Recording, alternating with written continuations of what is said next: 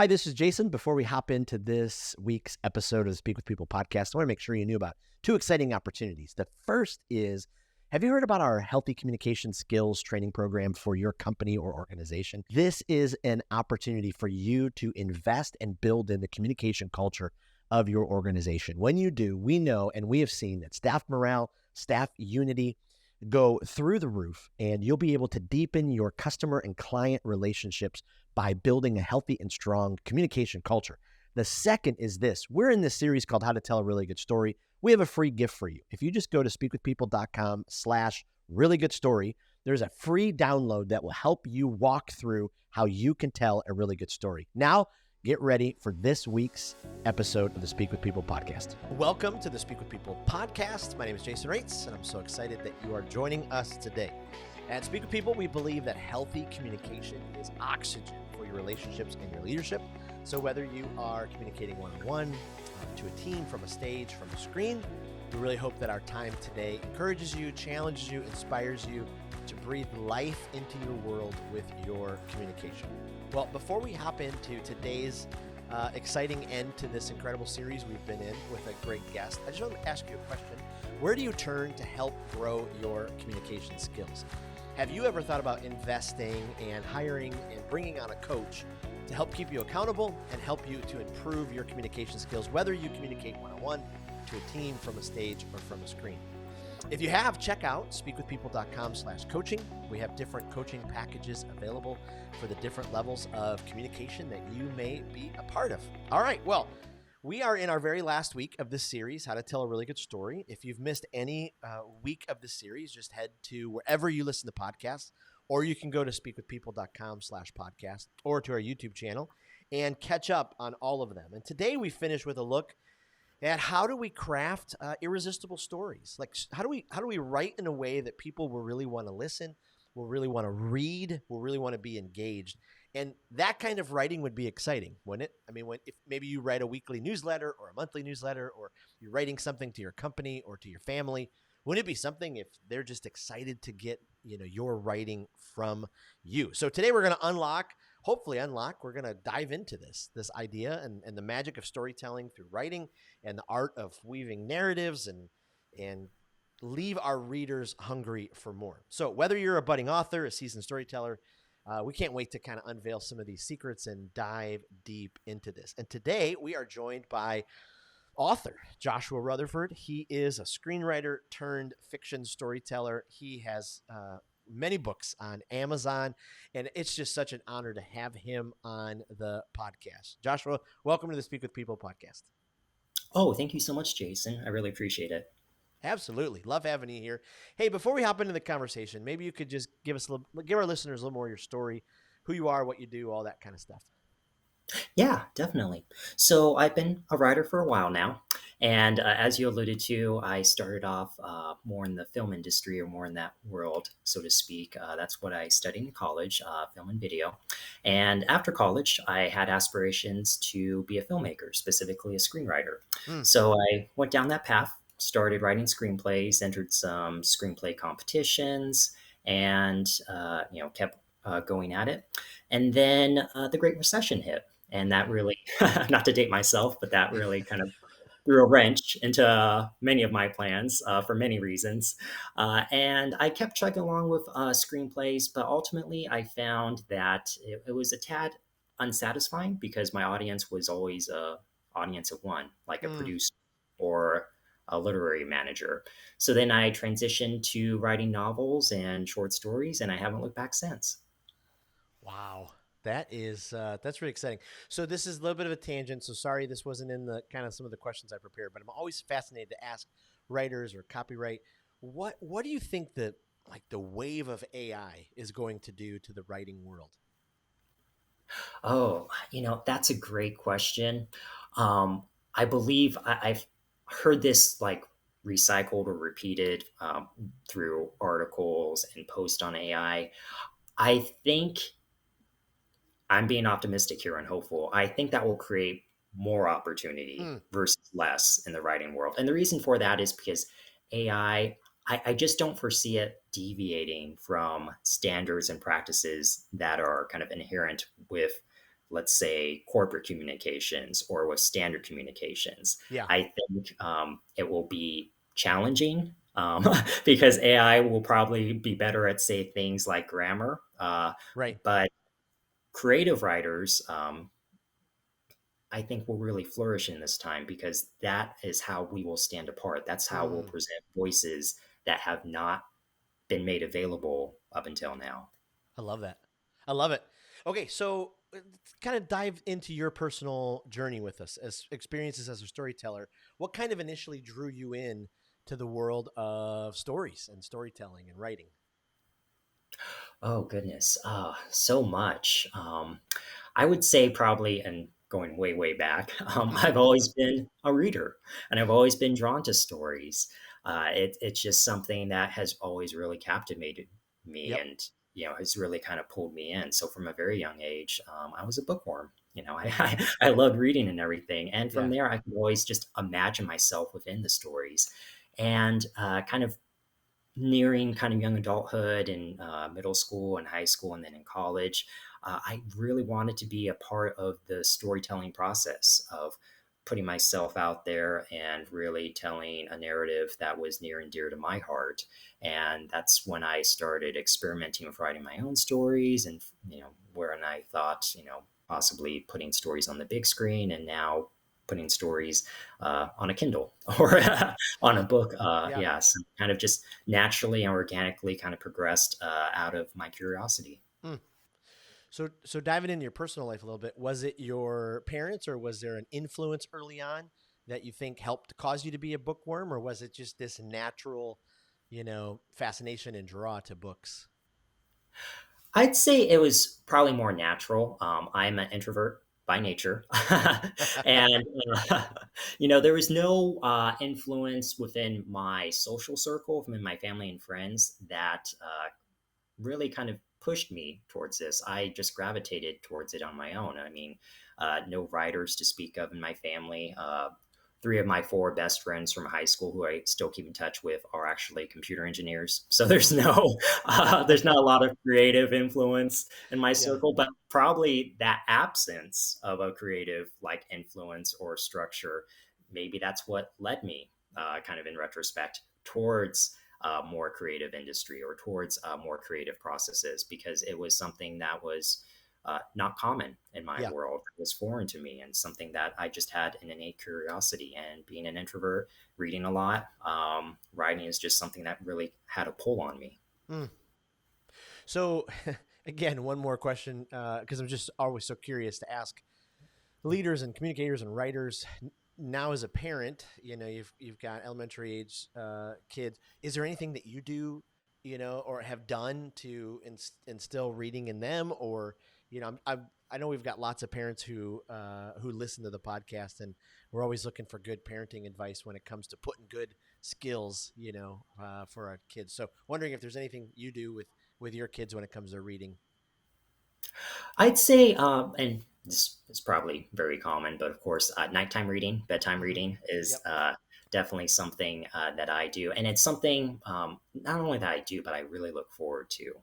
And part of that comes from being a writer, of course, but also just being a parent, because it's a time where everything just, time seems to like really slow Mm. down and just say stop when I'm reading with my kids. And especially now that they're both in elementary school, they're kind of progressing from, say, picture books to actually reading out loud. Just watching that, I mean, honestly, I'd probably get more out of that than they do Mm. at this point in this juncture, because they're still at that like really great age where like their own curiosity is blossoming. Yeah. So yeah, definitely kind of uh, integrating reading more into their lives is something that is just progressing. Just a few weeks ago, they got their very own library cards, which was a big Ah. milestone. So yeah, Yep. that tradition will continue. Yeah. Oh, I love that. And thank you for that encouragement to parents, cuz I don't really, I mean, it seems like it should be that common, but I talk with lots of parents, and, more need to be able to do that. So thanks for that advice. That's really great. So in your experience, you've been around writing and storytelling, and what kind of sets apart, the kind of story that's just irresistible with just kind of a merely good one? You know, what kind of, why is there such a gap in sometimes in the stories, and what are some elements that just really make a really good story? Oh goodness, that's a great question. And honestly, when that question does come up, I'll be truthful. I have a different answer every time because it's something that I'm continuously revisiting Yes. in my taste as a reader and also in my abilities as a writer. And certainly now I can say that making a story irresistible. I mean, it comes down to many ingredients, but some of those key ingredients certainly that I find is universality, Mm, especially with like themes, things that people can relate to, your common themes like love, hate, and then you can kind of go into the genres. I write fantasy and science fiction, so certainly having common things like and elements like action, adventure, and romance, kind of intertwined with say quests and odysseys, making all of that kind of readily available within the story. And then I would also say definitely something that I integrate to try to pull a reader into the story is world building.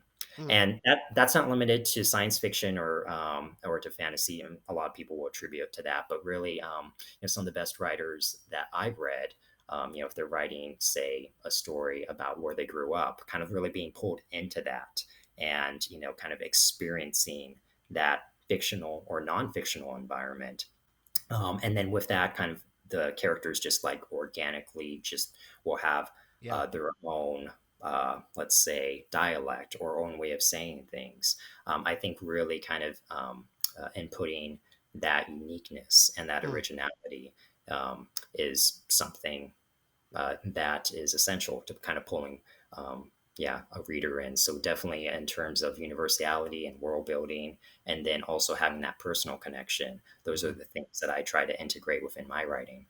Oh, I love that. I have one of our kids is 21, and he is a just giant science fiction. I mean, he's just always reading. So he's I mean, it's just hundreds of books that he just dives into.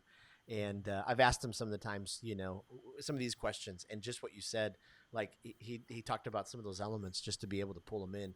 As you're writing, as you're kind of getting that together, when you start to create those characters, how do you create characters that resonate, deeply with the people who, are going to read? Like, what's your process in the sort of, coming up with those characters and breathing life into them? Yeah, well, I'd say probably a integral part of my process, especially now, that I've written a few books and have them under my belt, is like, for instance, in the series I'm working on now, I'm in the middle of identifying who is creating a problem and who's solving a problem, Mm, and oftentimes they can be one and the same character depending on where they are in their lives, right. but also kind of that really gets me into a problem solving mentality Mm, that really forces me to think, okay, why would a character do this, or what is compelling them? What's their motivation here to either go down this bad path or to find a solution and go down and redeem themselves and find a good path? So certainly, kind of really, that's kind of like a thought process I'm continually engaged with. It kind of moves beyond just kind of the general themes of the narrative and the outline that I do and everything, and really gets into the nitty gritty about what the character is doing and how much I can capture that on the page. And I think that's really something that I try to bring out within my stories and mm. really kind of pull the audience in. So the problem, I mean, we're like wired, right, to want to be able to solve problems. So boy, that's Mhm. such a great place that you bring up to be able to speak into that. So when it comes to like the plot and how to be able to keep it all together, when you write, do you know what the end already is in sight and you're building towards it, or is it something that inspiration happens and you kind of write as you go? I'd love to just kind of dip into your process a little bit. Yeah, I've experimented with both writing from inspiration Mm, and then having also very structured outlines when it comes to my stories. In the franchise I'm doing now, the 4 Point Chronicles, that is definitely very structured because it's stretched out or expands over 6 books. So Wow. yeah, I'm on book 3 right now. So I definitely need to know where I'm going with all this. Right. But I also write from inspiration as well too. I'm currently doing a short, let's say a longer short story, in which I kind of flex those muscles as well too, where I have a vague idea of where the story's going, but I also am just really having a lot of fun with just working with my inspiration and seeing where that takes me, and to see if I'm going to meet my threshold of a word count or far exceed that. And spoiler alert, it looks like it's going to be the latter. Mm. Yeah. So a series, that's, how do you get through that? I'm currently, I'm not a published author. So I love asking published authors because I'm currently working on book number 1 and, it's taking me forever to get through it. Are there any rhythms or habits that you have that just kind of keep you in sync? Is it just you write kind of when you feel like it, or, 6 books, what's kind of your, you know, how do you get through that? Yeah. Well, I would say that process has definitely evolved. Mm, I would can honestly say book 1 is the hardest one, because that kind of sets the stage for what's going to happen the rest of the series. yep. And I was definitely prolifically writing book 1 to make sure that that was set up. Well, I won't say correctly, but let's say set up enough in terms of world building and character development and everything, where I felt comfortable pursuing it in subsequent books. Particular to that 6 book series, it was originally planned to be 3, a trilogy, and then it turned into 6, because Wow. honestly, as I kept adding notes and outlines and everything, it just got longer and longer, but in a good way, because I knew that there was so much of a story there. Yeah. Yeah, I mean, it's definitely a process that has just been very additive. I've just continued to just tap and tag along more detail and kind of add to it. And I would say from a kind of process method standpoint, especially now that both my kids are in school, and I'm in the school year. It's September now that this we're looking at. I'd say my cadence, my writing process is starting to settle more into a schedule, Mm, and I still write whenever I have my free time, of course. Like, I'll just kind of go for it. But then on a nightly basis, and certainly on the weekends, I'm finding I'm falling in love with that process all over again, and mm. kind of really committing and recommitting to a more regular writing schedule. I love that. What do you do when you get the classic writer's block? When ooh, nothing is happening. I feel like no inspiration. Is there anything that you do to kind of reset that or to kind of keep moving? Oh, I have a bunch of things that I do, which have, let's say, a sliding scale of success. Certainly, some of the things that have worked in my favor, I do meditate. Mm, And I do try to do quick sessions of 5 to 10 minutes of meditation, just to uh, not only clear my mind, but also so I can focus on yes. the task at hand. I'll do that maybe in the morning before I write later on in the day, or maybe I'll do a write before I write, and then kind of, you know, get into it. Another thing I actually started doing more recently is doodling, Huh. because just putting pen to paper and kind of having, my hand just kind of freestyle, just kind of drawing, and with absolutely no plan whatsoever, I find just very cathartic. And that honestly, and then just kind of oftentimes leads to just a doodle that might be related to my story, and that kicks off something else too. And then lastly, I do journal. Mm, Usually, when I do journal and I have writer's block, I'll try to focus on something completely unrelated to my story, and that just gets the wheels turning and kind of the juices flowing. And then the creativity usually follows from there. And then, well, and to add one more tip, then if it still doesn't happen, I just read and I forgive mm. myself, and then I give myself a break. And usually, after reading a good book, that will also kind of get things going in my mind. Wow, those are great. It's interesting, more and more as we are more and more addicted to our devices, and you do the reading of people's attention span, shortening. I was just talking with a former guest that we had on the podcast the other day about meditation and just how important it is to just be able to find some solitude, breathe a little bit, and disconnect from all of the connections. So those are just great insights to be able to do that. So could you give maybe some tips to some of the kind of novice writers out there who maybe aren't sitting down to write a book, but they really do want to improve their writing, make their monthly email, more irresistible. They want to add stories more in, some of the things that they're a part of. Any, kind of that early on, any of those 101 tips that you would give to, writers who want to improve and become better storytellers? Yeah, definitely. I'd say probably some of the tips.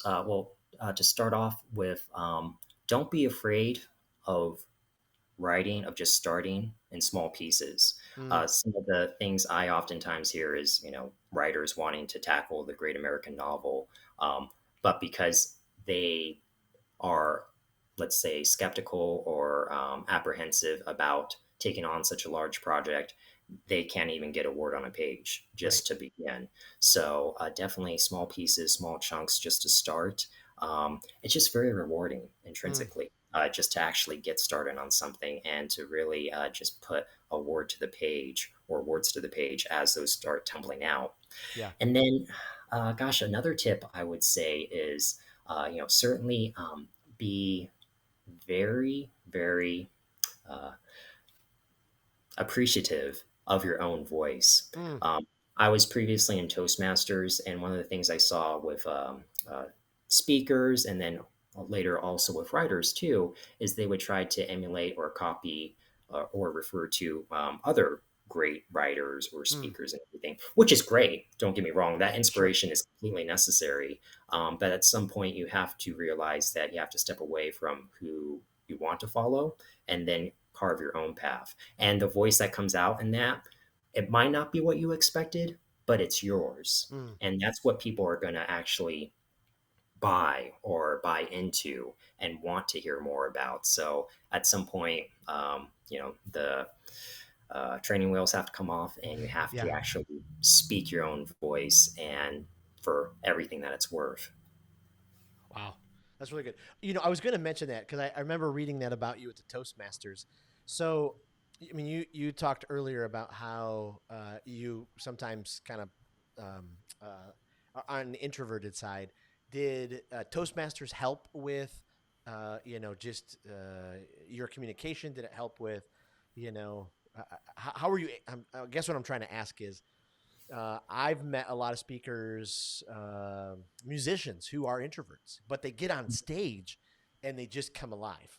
Is that what you've experienced? Did Toastmasters help you kind of get out of your comfort zone a little bit? I just be so fascinated with your experience there. Oh, absolutely. I was petrified when I first joined Masters. Yes. And actually, my motivation for that was at the time, professionally, I was stuck. I was working for a temp agency. I certainly wanted to, you know, be in a more rewarding environment, job wise, even the day job.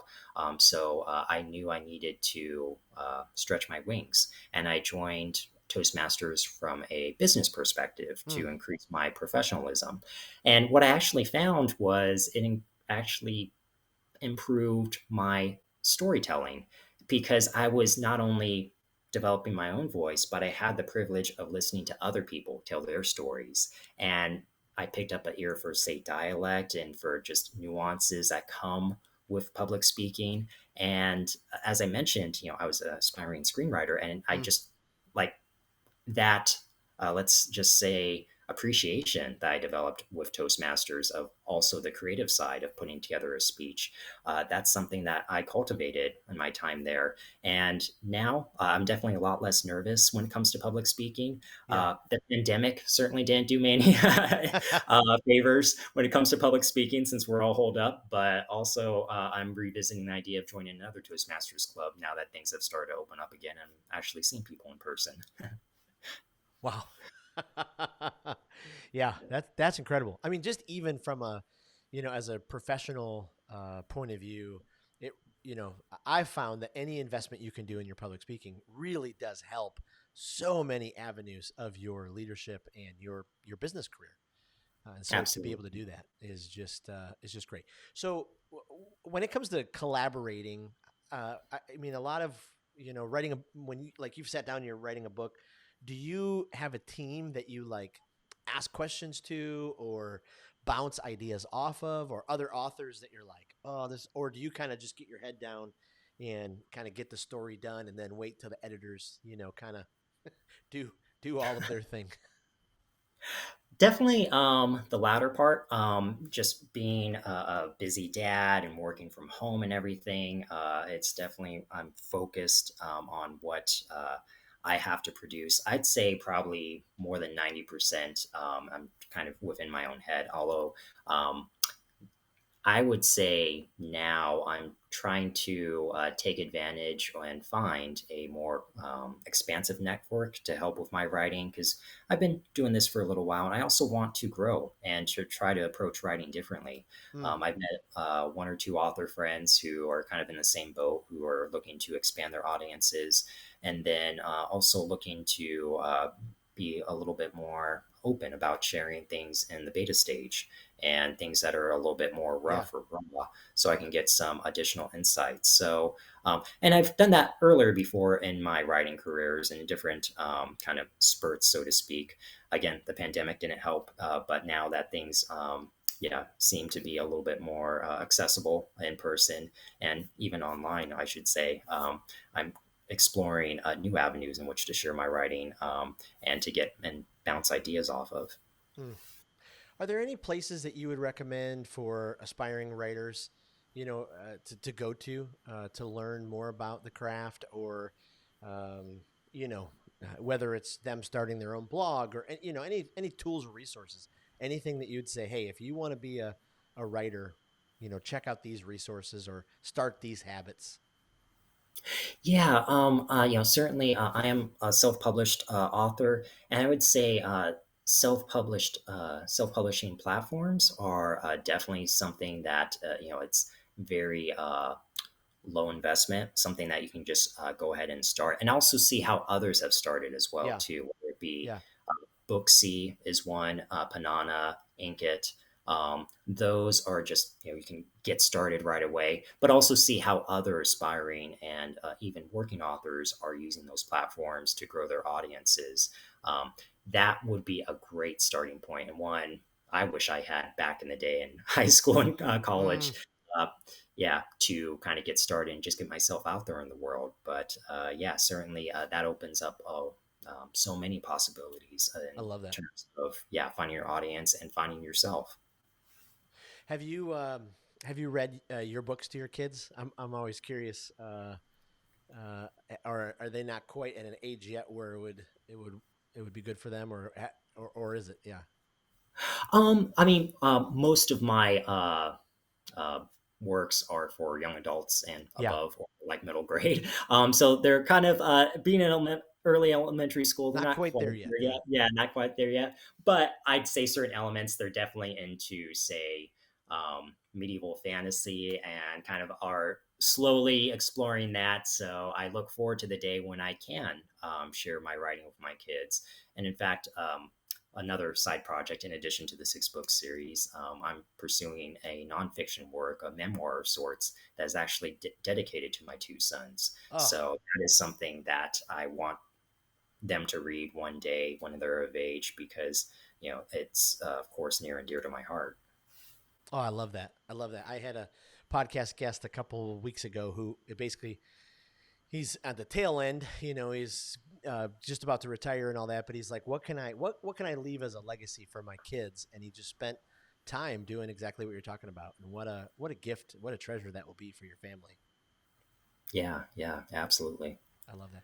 Any advice to the writer who's like, okay, I gotta hunker down, write the book, but for whatever reason, lots of stuff has been, stopping them. Anything that you had to overcome, figure out, drown out the negative voices, any of that kind of stuff? Yeah, that internal chatter that you speak about, those voices that, Yeah. or anything else that might prohibit you. Yeah, I mean, there's so many ways in which to, I guess, jump over that hurdle and get started. Um, Honestly, starting small, like I kind of previously Yeah. alluded to, is a Yeah. great thing. But also, I find, not to get on my soapbox here, making sure that you're taking care of your mental health, Mm, which is not something that I think is kind of really advocated in the writing world, which I wish yeah. it was, Yeah. because writing can be a very lonely experience, but also there's just things that come out in the creative process. I've gone through my own mental health journey and things I never knew about myself Yep. before that I Yep. have kind of come out in my writing. It's like, where did this come from? So certainly, being in a place where you can take on a long-term project, but also in that process, reveal things about yourself. There's a mental health element to that. So I Mm, would say, don't be afraid to explore that avenue as well, too, as you start something that is definitely a passion, definitely very personal to yourself. mm. Oh, that's just absolute gold. One of the things we talk about pretty consistently on this podcast is how, as communicators, if we're not healthy emotionally, mentally, physically, there's a, pretty good exponential chance that what comes out of us is not going to be healthy. And so I just love that encouragement. Thank you for that. Well, I feel like I could kind of keep going forever because you've given us such wisdom, but I want to ask you some kind of rapid fire questions just to let our audience kind of keep getting to know you. And the first one would be: is there a writer that you love them? That's like your number one writer. Like you go to them and you just can't wait for whatever they put out. Oh gosh.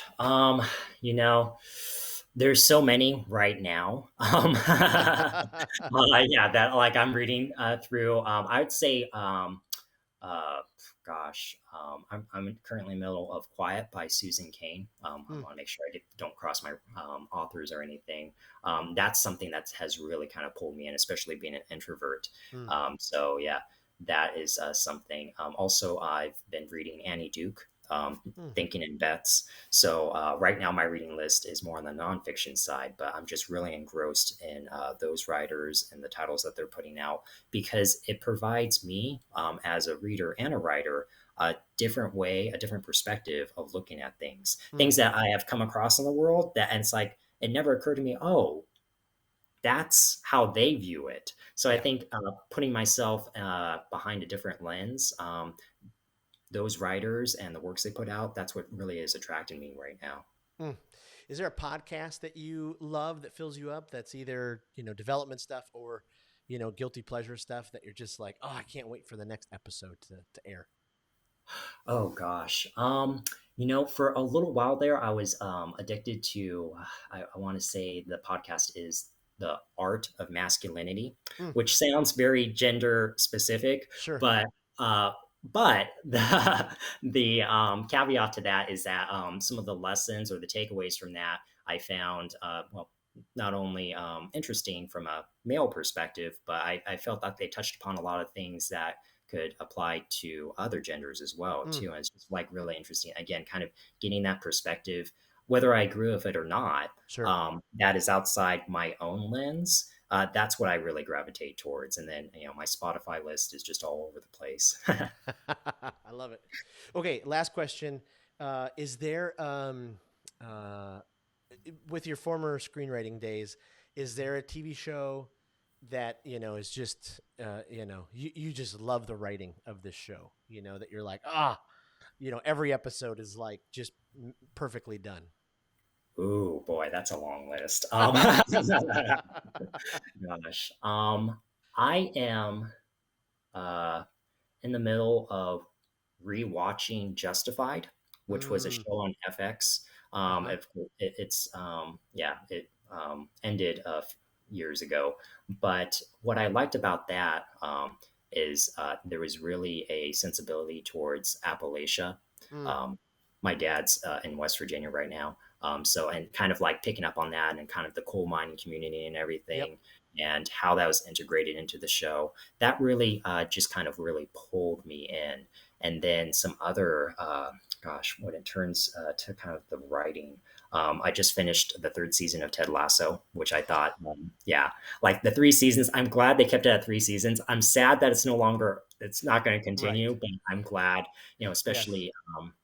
Well, I won't do any spoilers, but some of the kind of, I think maybe the second to last episode really kind of pulled me in. It was like just how they kind of built that entire world was really intriguing to me. So that's something that Hmm. I've also appreciated. Oh, a fellow Ted Lasso fan. I knew it. I love it. Well, hey, thank you so much. You have given us, I mean, seriously, so much insight, especially as we're on this storytelling journey. Before I let you go, though, I want to make sure our listeners can, find out more about you. Where's the best place for them to go online? And we'll put this in the show notes, and then we'll put this in our email and all that kind of stuff. Yeah, definitely. So the best place to find me is my website, joshuakrutherford.com. I know it's a mouthful, but there you can find some of my blog posts, links to my books, as well as links to my social media handles. All of it's like right there in a central place. And Perfect. my titles can also be found on Amazon. Perfect. And like I said, we're gonna put those in the show notes. We'll put those in our weekly newsletter and in our Facebook group. And for our Facebook community, we're going to be buying some of Joshua's books and doing some giveaways in the Facebook group as well.